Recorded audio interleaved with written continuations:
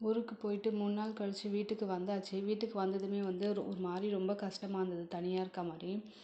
அங்க வீட்ல வந்து அம்மா, அக்கா, தம்பி, தங்கச்சிங்க, குட்டி பசங்க கூட ரொம்ப ஜாலியா இருந்தோம். டைம் போனதே தெரியல.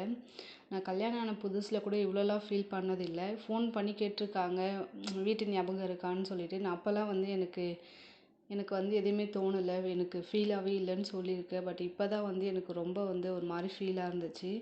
எனக்கு இன்னைக்கு ஒரு நாள் ஃபுல்லா வந்து வேலை செய்யவே தோணல. ரொம்ப கஷ்டமா இருந்தது. சரி, அப்புறம் என் ஹஸ்பண்ட் கிட்ட சொன்னா அவங்களும் கிண்டல் பண்ணி சிரிச்சுட்டு இருந்தாங்க. இப்போ தான் புதுசா கல்யாணம் ஆன மாரி ஃபீல் பண்ணிட்டு இருக்கியே அப்படின்னு சொல்லிட்டு, என்ன பண்றது?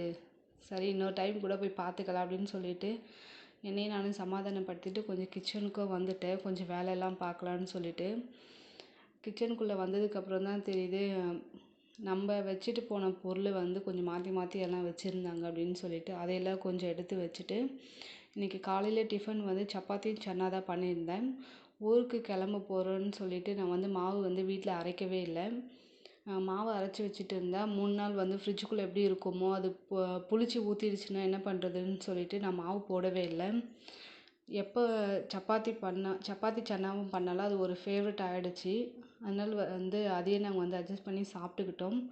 செடி வந்து நான் இங்கேருந்து கிளம்பும்போதே செடிக்கெல்லாம் தண்ணி மாற்றி வச்சுட்டு தான் நான் கிளம்புனேன். ஆனால் இவங்க வந்து 3 நாளாக வந்து செடிக்கு தண்ணி மாற்றவே இல்லை.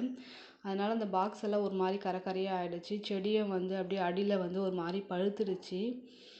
அதான் வந்து கேட்டதுக்கு அவங்க மறந்துட்டேன் அப்படின்னு சொல்லிட்டு விட்டுட்டாங்க. சரி, நான் செடியை வந்து எல்லாத்தையும் கட் பண்ணி விட்டு வேரெல்லாம் வளர்ந்துருந்தது. அதெல்லாம் க்ளீன் பண்ணி வச்சுட்டு செடிக்கு தண்ணி மாற்றி வச்சுட்டேன். பாப்பாவுடைய வாட்டர் பாட்டில் ஒன்று உடஞ்சிருந்தது. சரி, அந்த வாட்டர் பாட்டிலில் வந்து செடியெல்லாம் மாற்றி வச்சிடலாம், பார்க்கறதுக்கு கொஞ்சம் அழகாக இருந்தது. அதையெல்லாம் முடித்ததுக்கப்புறமா இன்றைக்கி வந்து எனக்கும் பாப்பாவுக்கு மட்டும் தான் லஞ்சுன்றதுனால நாங்கள் வந்து கூட்டு தான் பண்ணிக்கிட்டோம். பீன்ஸு போட்டு வந்து சிறுபருப்பு கூட்டு ரொம்ப சூப்பராக இருக்கும். ஒயிட் ரைஸ் கூட வந்து நம்ம அப்படியே சேர்த்து கூட சாப்பிட்லாம். இல்லைன்னா தோசை ஊற்றிட்டு அதுக்கு மேலே வந்து கூட இதை தடவிட்டு சாப்பிட்டோம்னா ரொம்ப சூப்பராக இருக்கும். இதுக்கு சைட் டிஷ் வந்து வெறும் அப்பளம் மட்டும் பொரிச்சா போதும், ரொம்ப சூப்பராக இருக்கும். ஃபைனலாக வேலையும் முடிச்சாச்சு. சூப்பராக பிரேக்ஃபாஸ்ட்டும் முடிஞ்சுது. இன்னையோட லாக் முடிஞ்சுது. நாளைக்கு வேறு ஒரு லாகில் பார்க்கலாம். பாய்.